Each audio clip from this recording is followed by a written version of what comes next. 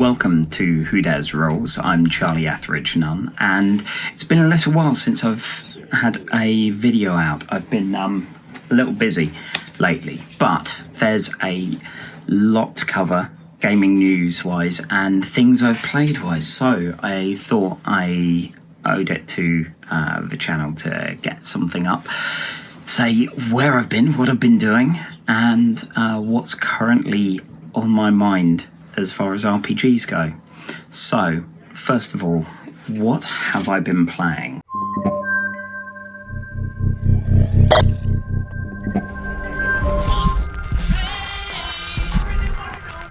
I've continued my fortnightly Deadlands game, and after several months now, the group have actually finished Act 1 of Horror in Headstone Hill.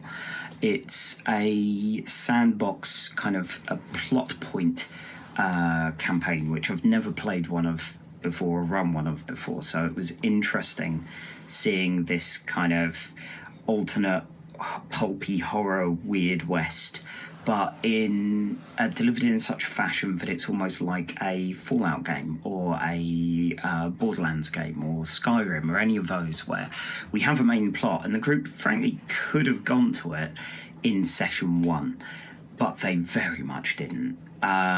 They've carried out, I think, maybe a quarter to a third of the side quests, and it's felt like there's been a lot of deviation, but in a way that's cool. You know, I'm not there as the GM behind my screen going, why aren't you following the plot? It's all there, and they can pursue it, and they can find out all sorts of fascinating things about the world that they've been taking part in. So I've been loving that. My weekly group finished Yellow King recently, and we've just started Spire. I ran a shadow operation for the group a few weeks ago now, and it went really interestingly. It felt a lot more punishing on the players, and I think part of it was because it was a jailbreak, and that meant some of the location based kind of bonuses to rolls through the domains were locked down fairly tightly to one or two specific places. But as of last night, we've started the campaign starter called Disquiet from the Strata book, and this is one that had me wanting to run it from the moment I heard of it. The group have taken over a bakery. They are simultaneously trying to find out how to use it for their revolutionary cause and to test the loyalty of the people that have been running the bakery. Now, for those of you that don't know, Spire is kind of it's a grimy, bizarre and dark fantasy game. It's kind of a bit 2000 AD, a bit Necromunda. From what I gather, I've, again, in my book-based blind spots, a bit China Medieval, apparently, who I've met but never read.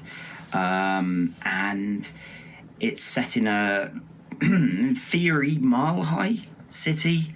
We don't actually know, but we assume it's a mile. And the Drow are they were in charge of the city until the High Elves came.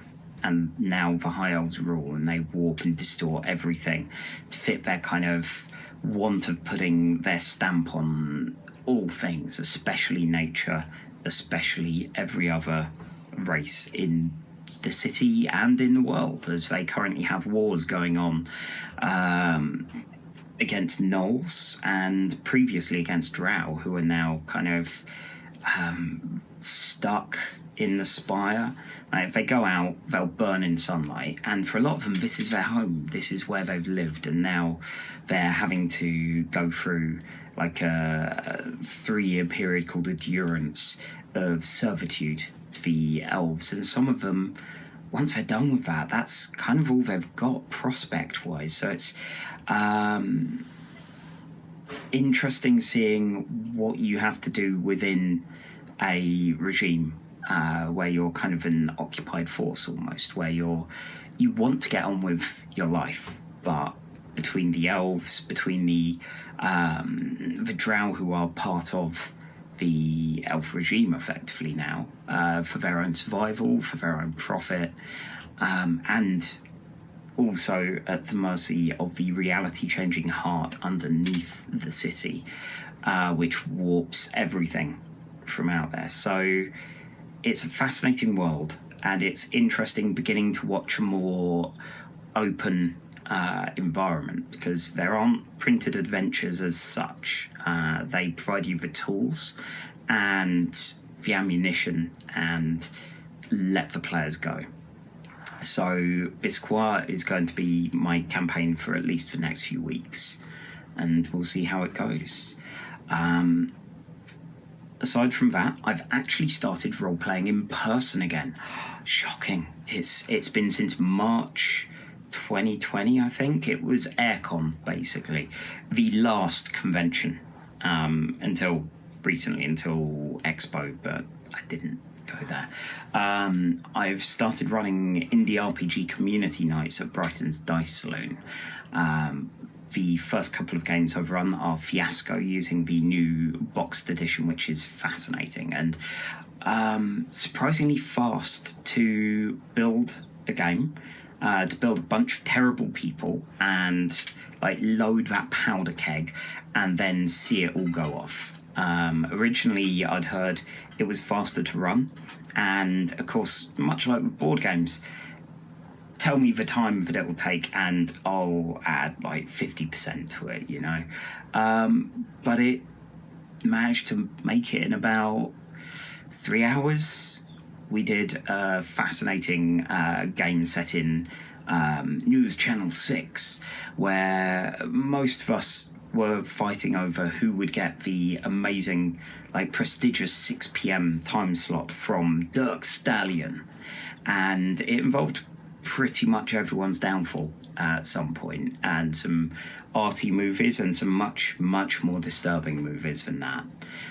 So that was great. And Back Again from the Broken Land, which will touch on some of the themes that I'll be bringing up in some of my RPG news. Back Again from the Broken Land is a Powered by the Apocalypse game, based on the Scouring of the Shire, based on the ending of Return of the King, and how you have these people who are damaged, who are broken, who have had this massive ordeal, this huge experience go on, and whether they can ever really go home.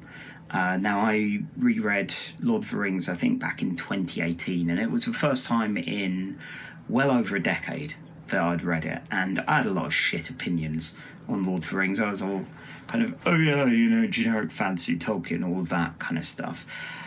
And, you know, the things about, oh, eagles, Tom Bombadil, Scouring of the Shire, all bollocks in it. No, turns out that Tolkien guy can write. It's pretty good. And in rereading it, I saw a lot more the value in Tom Bombadil, in why it was there. And I know, like, cynically, it's there because Tolkien wanted his poems in there, but in truth, the weird magic that already existed in the world is fascinating to see, especially in like juxtaposition to Sauron's magic and the industry, the mutilation of magic. It provides a good baseline, even though it's wild and unknowable. Similarly, like the Eagle stuff, you've all seen the debunking of that, so I won't get into that. But for Scouring of the Shire, watching these people pick up what's left of their lives, because Tolkien doesn't make war easy. He doesn't make it glorious. He makes it brutal. People go into battle and they are wrecked by it. They are devastated by it. And Back Again from the Broken Land loads you up with burdens because it's post the big fight.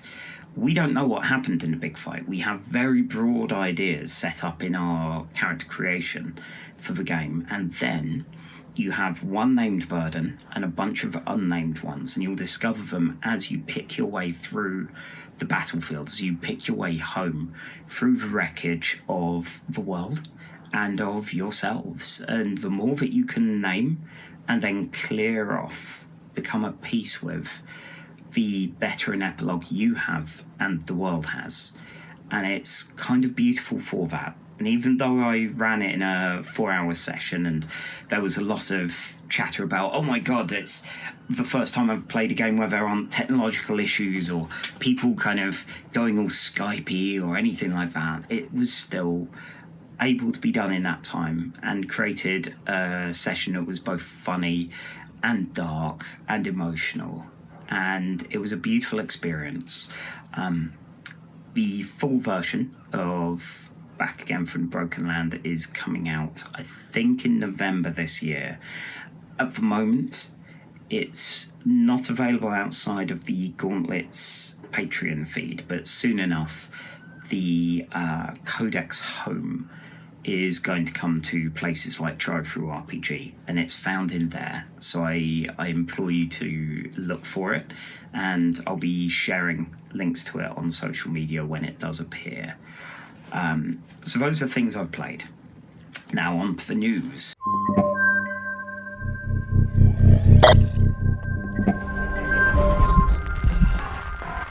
Here is the news. First of all, let's rip this plaster off. There's going to be a lot of talk of licensed role-playing games, and there's a bit of snobbery about licensed RPGs, and I get it. Again, I've been a dick in my youth, much like with the Tolkien chat. I have looked down on some licensed games because look at licensed video games, licensed board games. There's a lot of dreck out there. That said, sometimes you want to explore a setting, you want to explore the themes and the tones presented in something that already exists. So rather than just playing a version with the numbers filed off, why not play something in that world? And I remember having some amazing times using the Buffy role-playing game. We set ours in Brighton and around Brighton, around all the kind of folklore around Sussex, and that was fascinating to see. It was in the same world as Buffy, but distant enough. We've done the same with similar games. We've done Marvel games where that's happened. Hell, we've even got to get our fan fiction on using the DC Heroes role-playing game and take part in a talk show as Justice League International. And it was good fun. It was entertaining. The mechanics in a lot of these games can encourage and evoke the themes of play. So, all of that waffling out the way, licensed role-playing games. There are a few I want to talk about today. First of all, Fallout. Now, Modifius have very kindly provided me a review copy of the Fallout RPG. It's part of their 2D20 line, similar to Dishonored, which I reviewed a little while ago after intending to run a 4-week campaign of, and that lasted, I think, about 11 or 12 in total. Fallout it's a game that I enjoy.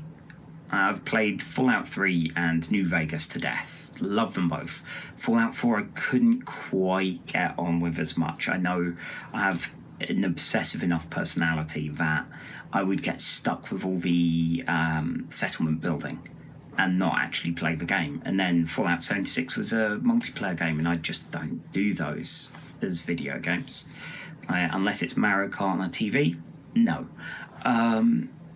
So the Fallout RPG, while it uses an established system in the 2D20, it actually uses a lot of elements, a lot of language from video games. And for friends of mine who haven't played many RPGs but have played a lot of Fallout, I can see that being a real comfort, a really interesting way of onboarding to Fallout. So it uses special as one set of stats. You have special and you have skills. add them together and you've got a target number that you're trying to hit equal to or under on 2d20. That's the very basic overview of the system. There are ways of getting more dice. There are bonuses or penalties that can happen. There are ways of making that a success at cost, which I'm always a fan of. They have AP as well, the action points. They have hit location systems, and they have perks. And these are all really interestingly laid out. They're familiar enough to players of the video game, and it's really interesting to see. Now, I'm only 250 pages through what is a 438-page book. A very good friend of mine, Ben, who bought a copy of Fallout, he's sounding like he's going to run a game of it, so I'll be able to report back more after that. And after finishing the book, excluding the campaign, just in case he wants to run with it. So, that's Fallout. Next up, there's the largest funded tabletop role-playing game on Kickstarter. And this is Avatar: The Last Airbender. It's by Magpie Games, who have made a great number of games that I've really enjoyed. One of my favourites is Masks: A New Generation, which is possibly my favourite superhero role-playing game. And Avatar actually takes that baseline level of PBTA play and ports it over to the Avatar cartoon, not the film, so good.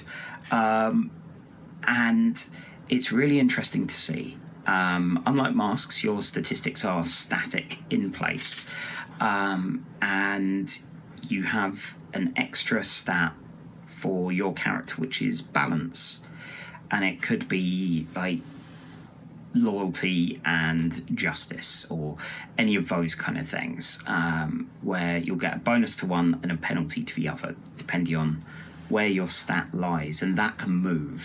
People can call you on it and say, yeah, you're not really very loyal, are you?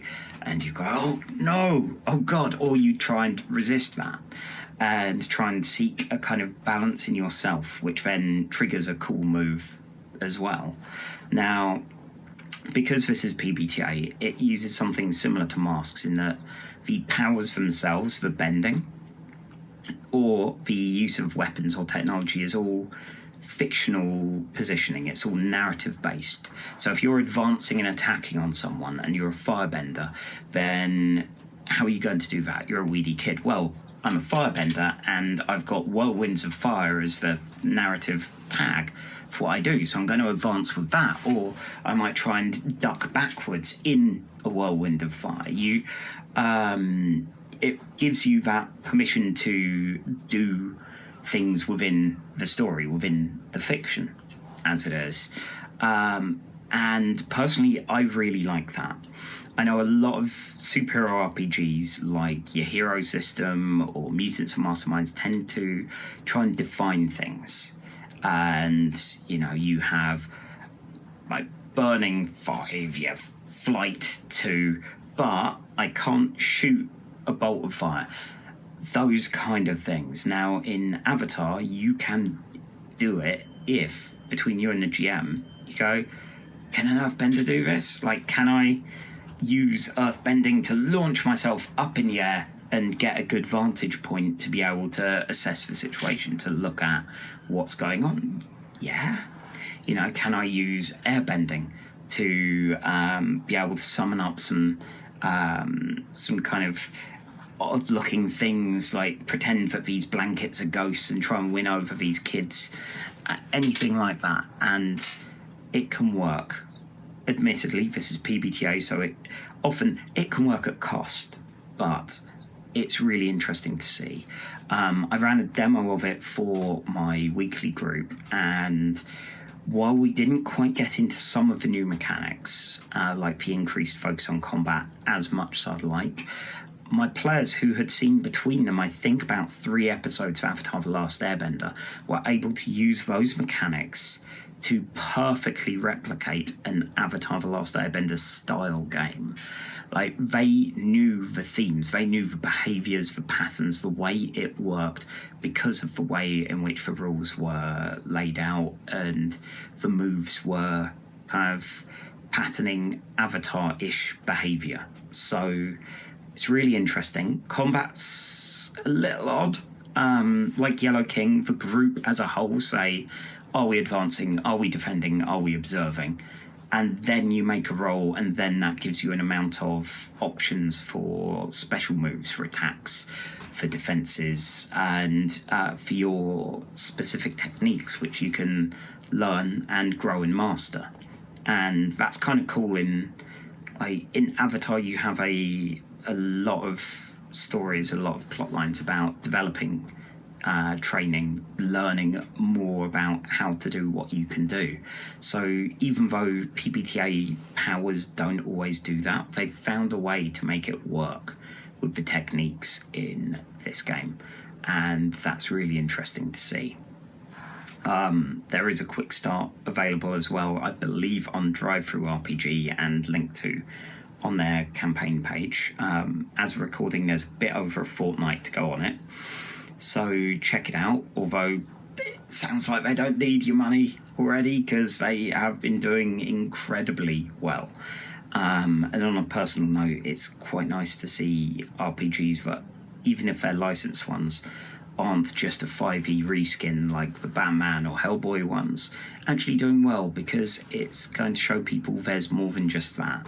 So between games like this and the One Ring RPG, which was by Free League, it's cool seeing these licenses as a way to sneak in the side with other games, and ones which might refer you to other games, other play styles, other design philosophies.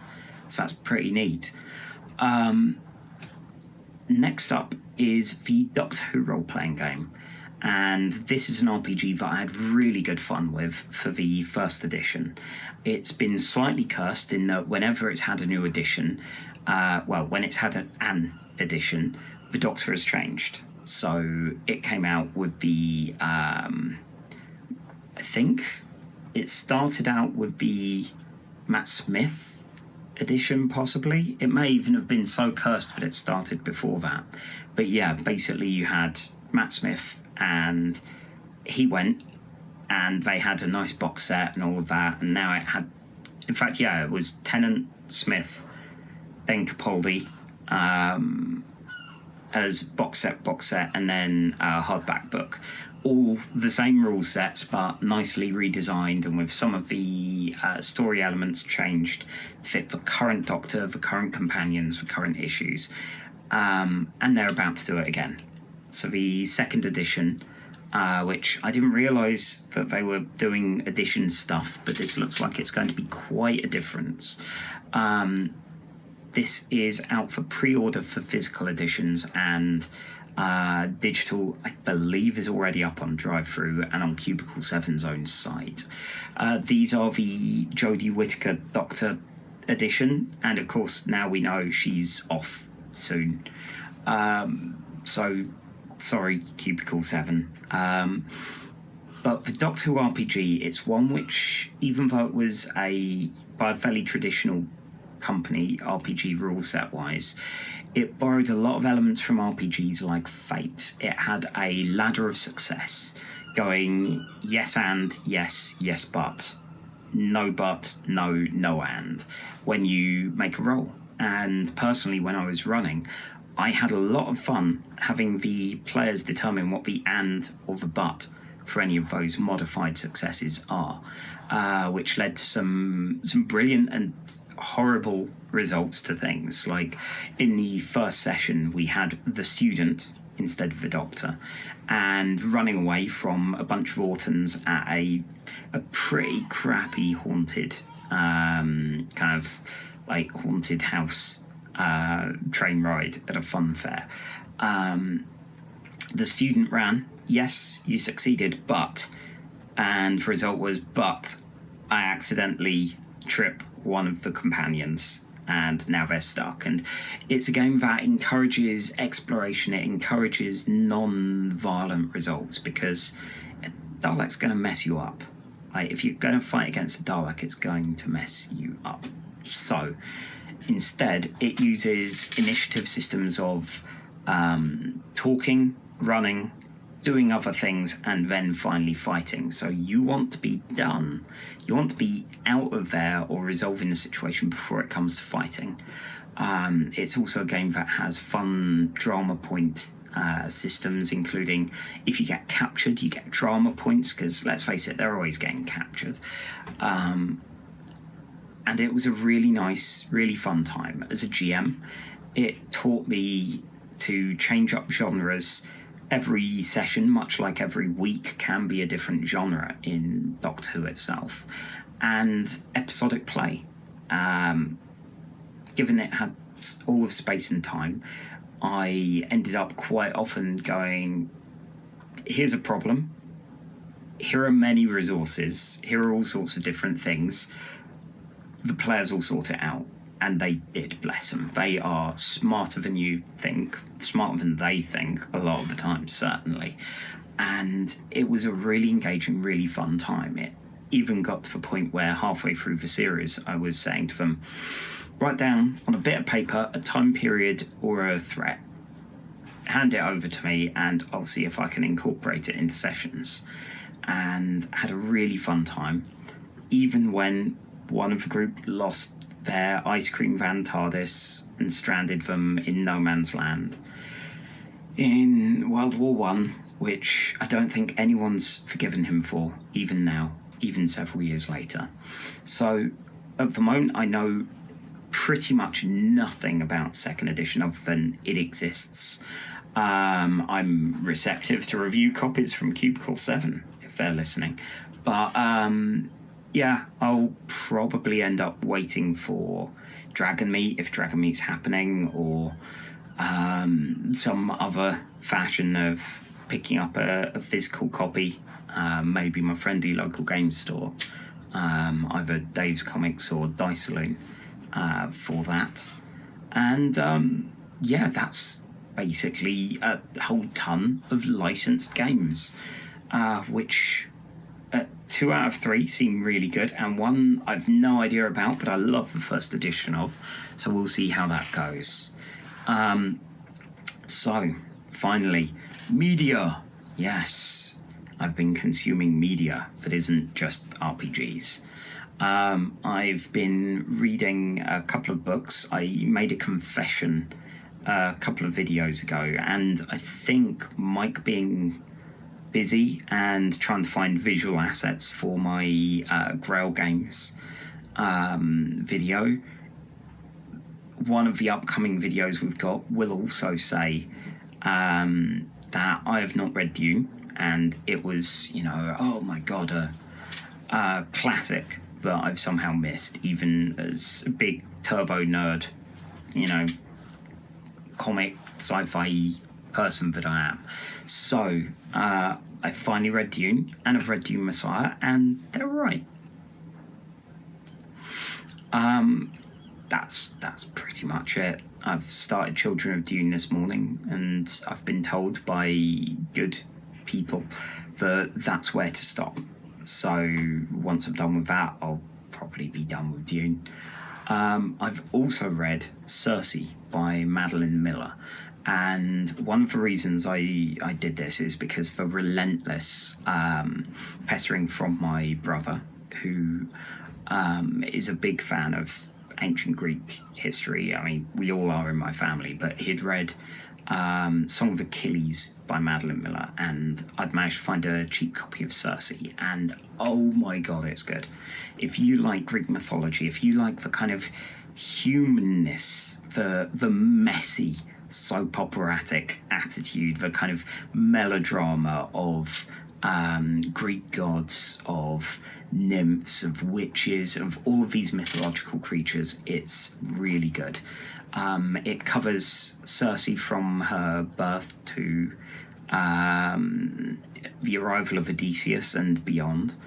It covers way more Greek myths, like more of a breadth of it than I expected.